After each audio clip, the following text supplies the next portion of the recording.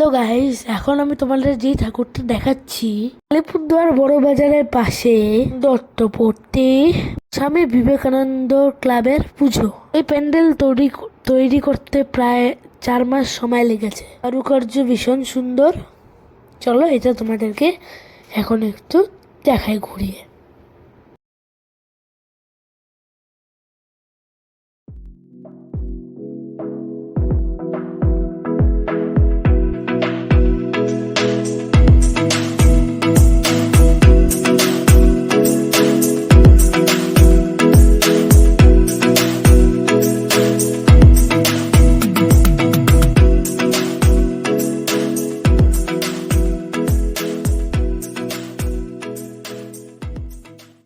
কাল ছিল দশমী, আজ একাদশী।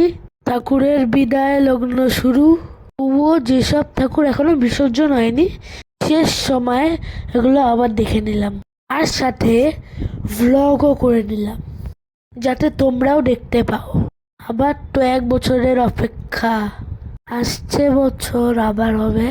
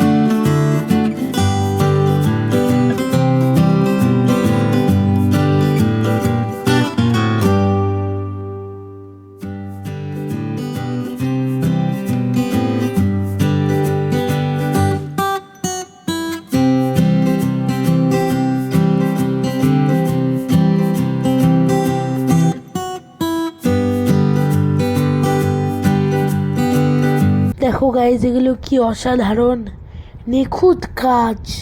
শিল্পী যেন জীবন্ত করে তুলেছে, দেখে মনেই হচ্ছে না যে এটা নকল।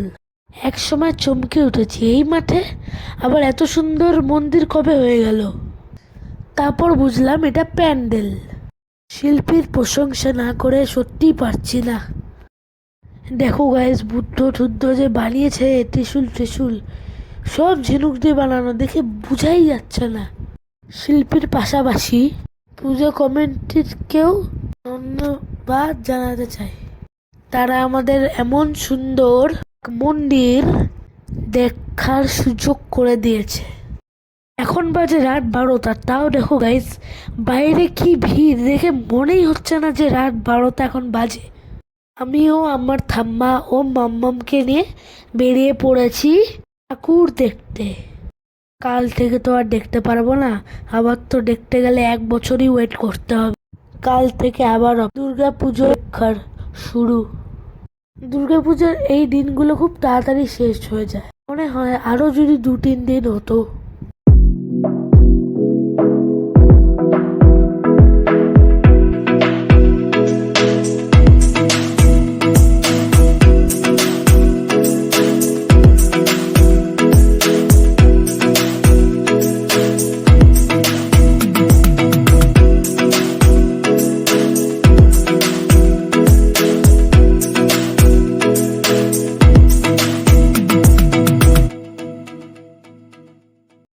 তৃতীয়াতে স্কুলে সেকেন্ড টার্ম এক্সাম শেষ হলো। তৃতীয়ার থেকে শুরু হলো ঘোরাঘুরি।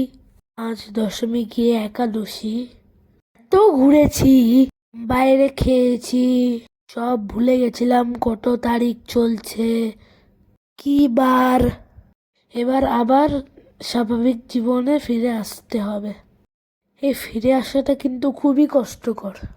কোনো তো উপায় নেই, তবুও আসতে হবে।